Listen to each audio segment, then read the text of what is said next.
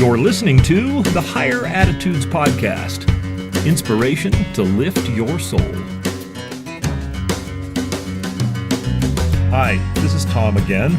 I'm back with another verse from Philippians chapter 4. This time I want to focus on verse 7, which reads, "And the peace of God, which passeth all understanding, shall keep your hearts and minds through Christ Jesus." What is it about this verse that draws our hearts to it?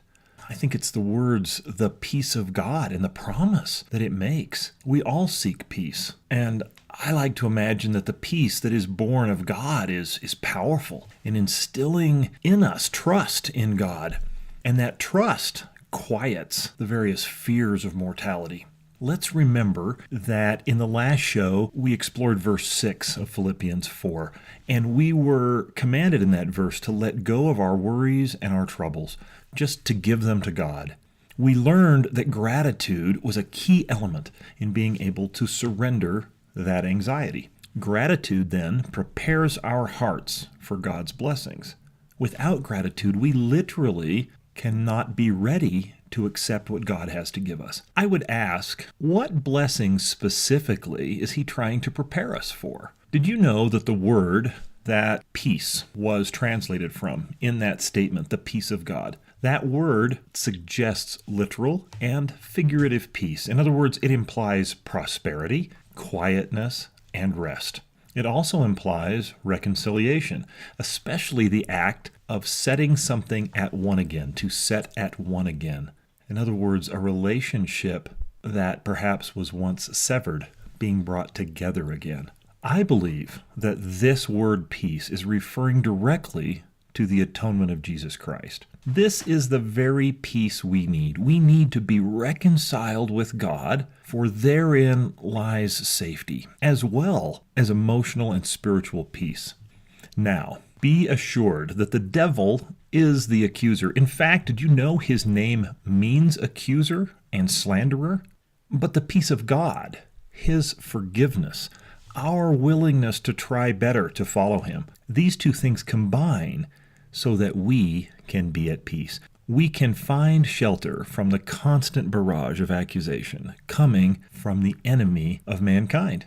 We are being offered a gift for which we are unable to qualify alone. Instead, this gift of peace, with all of its implied rest from care, is provided for us to accept as we will. We make room for this gift by shedding our cares. Both will not fit in our basket. If we insist on carrying our anxieties and worries, there will not be room for peace. Now, of course, this gift, this peace of God, it does truly pass all understanding. We attempt to write and to teach about the atonement of Jesus Christ, and yet it remains more a thing to experience than to study. This verse promises that if we accept the gift of God's extended hand of reconciliation, or should I say his outstretched arms, we will be kept from mental and emotional pain. Did you know that the word keep implies protection or guarding? Think of a castle's keep. It is the centermost portion of that fortress, the most secure. So what is it that we are to be protected from? I believe it is the care and worry, the fear and anxiety we are asked to let go of in verse 6. These are all products of the devil's accusations against us. If we will let go of what we most fear and accept the gift of God's peaceful reconciliation, he will personally protect us from nothing less than the fiery darts of the devil himself. I find that the process of surrendering anxious thoughts and exchanging them for thoughts of how I am personally accepted by God, I find that this takes practice. For my mind and heart to make such an exchange, I have to try on this new gift of peace to see how it fits. It doesn't happen all at once. I must learn to ignore the temptation that whispers, it can't be this simple.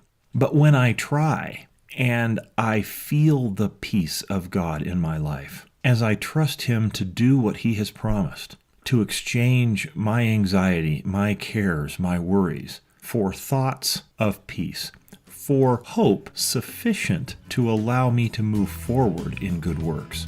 That's all for verse 7 today, but we have 2 more verses from Philippians 4 to consider, verses 8 and 9, and we'll do that in the next show. But until then, you might ask yourself, what happens to us when we begin to be filled with mental and emotional peace?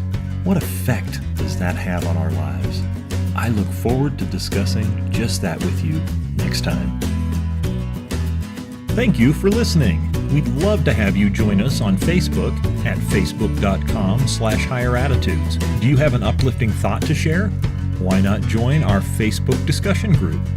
Visit the group at facebook.com/groups/higherattitudes to request membership. If you'd like to leave a question about a challenge you're facing, or if you'd like to share a thought about how you've overcome negativity, call 719-301-0303 and record your question or comment. Please note that carrier rates may apply. Again, call 719-301-0303 to leave a question or comment. We hope you've enjoyed the show, and we look forward to you joining us for the next episode of the Higher Attitudes podcast. Please remember that the advice offered in this show is intended for informational purposes only. Please read our full disclaimer in the show notes.